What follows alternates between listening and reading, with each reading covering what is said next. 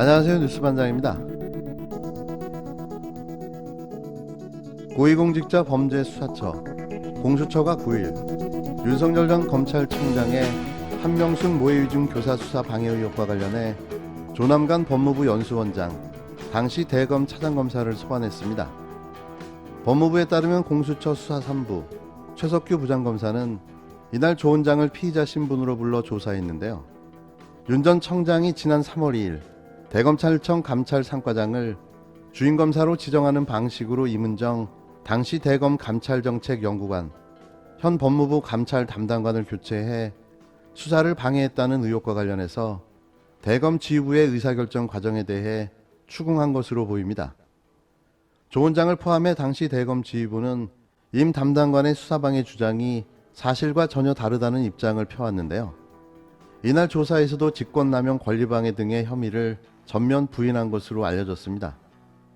수사에 속도를 내고 있는 공수처가 당시 대검 2인자인 조 원장까지 조사하면서 앞으로 윤 전 청장 소환만 남게 됐다는 관측이 나오는데요.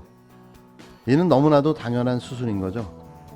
모든 정황과 증거는 당시 검찰청장이었던 윤석열을 이 사건의 주범으로 가리키고 있습니다.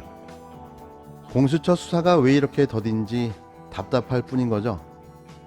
앞서 공수처는 지난 6월 한명숙 모해위중 교사 수사방해 의혹 사건을 공제 8호로 입건하고 윤 전 청장과 조 원장에 대한 수사를 벌여왔는데요.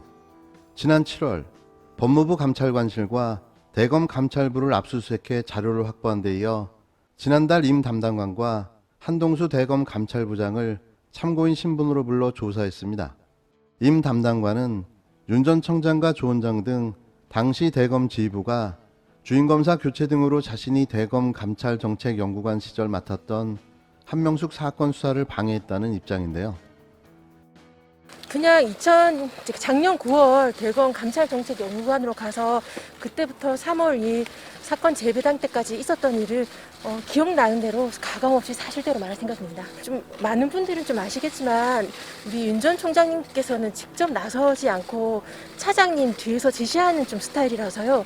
계속 차장님 편으로 반려가 되고 그렇게 돼서 총장님한테 직접 말하고 싶어서 항의 메일을 보내고 메일을 보냈다고 문자 메시지 보내고 총장님 편으로 직접 공을 다이렉트로 결제 상신하고 그런 모든 일들이 있었습니다. 그것은 다 기록에 첨부했습니다. 임 담당관은 공수처에 출석하며 기자들과 만나 윤석열 전 청장은 직접 나서지 않고 조남관 당시 대검 차장 뒤에서 지시하는 스타일이라며 검찰의 명운이 걸려있는 사건인 만큼 공수처가 사건의 무게감에 짓눌리지 않고 법과 원칙대로 엄정히 수사하기를 바란다는 입장을 밝힌 바 있습니다. 한 전 총리 모해위중 교사 의혹은 한명숙 수사팀이 2011년 한 전 총리 재판에서 재소자들에게 허위 증언을 사주했다는 진정이 접수되면서 불거진 사건인데요. 윤 전 청장은 당시 해당 의혹을 들여다보는 과정에서 측근으로 분류되는 수사팀을 비호하기 위해 관련 민원을 대검 감찰부에서 인권부로 배당하고 감찰을 맡은 임은정 당시 대검 감찰연구관을 수사권한이 있는 중앙지검 검사 직무대리로 발령되는 것을 거부했다는 의혹을 받고 있습니다. 우리 모두는 너무나도 잘 알고 있죠. 당시 한명숙 수사팀 관련 검사들 모두가 윤석열 사단으로 불리는 최측근들이라는 사실을 말이죠. 그래서 그는 이 사건을 이런 식으로 방해하고 무마하며 결국 공소시효를 넘기게 만들었던 거죠. 당시 대표적인 윤석열이 총애했던 검사는 엄희준, 임관혁, 김기동, 윤곽근, 한상대, 노한규 등 모두 특수통 검사들이었는데요. 그의 노력으로 이들은 모두 징계를 면할 수 있었습니다. 그러고 보면 참 나쁜 인간인 것 같습니다. 자신의 조직을 위해서, 자신의 측근을 위해 진실을 은폐하고 무마하고 결국 묻어버리고 만 건데요. 이런 자가 대통령이 될 자격이 있을까요? 도둑들로부터 뺏어오는 설계를 한 거예요. 나머지를 먹는 도둑 내부의 분배 설계, 도둑 설계는 자기들이 한 거지. 국힘당이 대장동 의혹 특검을 촉구하며 국회 천막 투쟁에 돌입한 가운데 이재명 경기도지사는 8일 우중 농성하시는 국힘당 이준석, 김기현 대표님, 이번 대선이 끝날 때까지 제 발등 찍는 헛고생 계속해달라고 일침을 날렸습니다. 그는 이날 제 발등을 찍으며 우중 농성 중인 국힘당 이준석, 김기현 대표님께 드리는 감사의 글을 통해 팔수록 국힘의 비리만 나왔고 앞으로도 계속 국힘 비리만 나올 것이라며 이재명의 행정 능력, 청렴성, 행정 성과를 전 국민에게 장시간 알뜰하게 홍보해 주심에 깊이 감사드린다고 국힘당의 작태를 조롱했는데요. 특히 국힘당과 보수 언론이 당군 일의 유일한 최대 규모 개발이익 환수를 왜곡하고 민간업자 내부 분배 문제를 이재명이 설계에 배임했다며 이재명 죽이기에 몰두하고 있다고 주장하며 100% 환수 공공개발을 막은 것도 국힘당, 민자업자 참여를 강요한 것도 국힘당, 민자업자 이익을 나눠 가진 것도 국힘당이라고 상기시켰습니다. 이어 작물 나눠 가진 자가 도둑이고 이익 본자가 범인이라며 님들께서 우중 농성 도보행진하며 선동해도 내부자들 속 미개인이 아닌 국민들은 이 사건이 국힘당 게이트, 이재명의 최대 치적임을 금방 파악하신다며 도둑이 경비원 보고 도둑을 완벽하게 못 막았다고 비난하는 건 적반하장이라고 직격탄을 날렸는데요. 또 성남시장 이재명의 설계는 공공개발이 봉쇄된 마당에 개발이익 100%를 독식하는 민간 개발을 막고 민간 합작으로 성남시가 확실하게 개발이익을 환수하는 설계라며 공공환수 설계는 이재명이 한 것이고 민간 투자 내부의 투자 부담, 이익 배분과 사용처 설계는 그들이 했다는 건 초등학생도 아는 상식이라고 꼬집었습니다.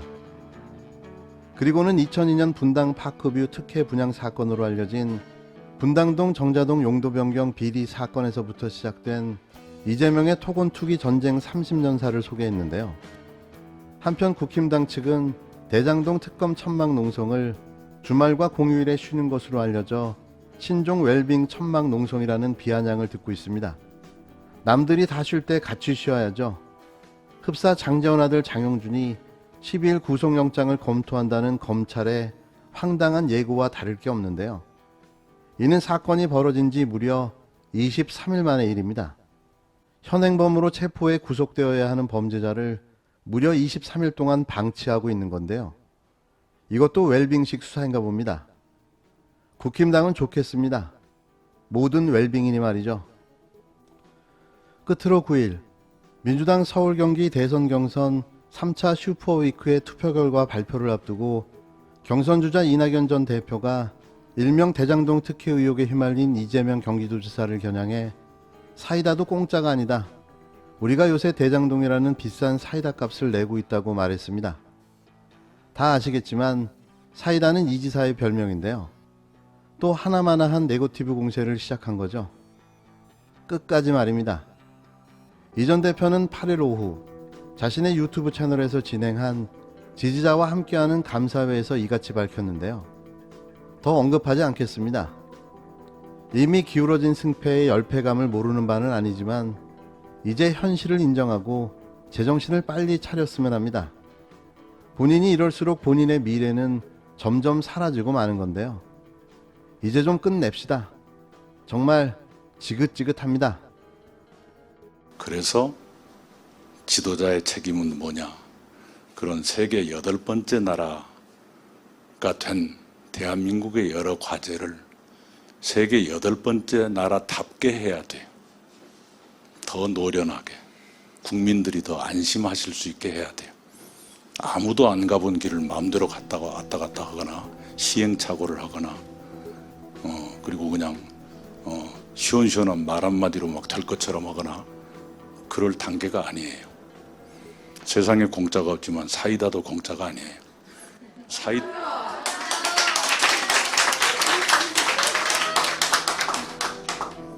우리가 요새 대장동이라는 비싼 사이다 값을 내고 있어요. 거기에 우리가 현혹되면 안 돼요.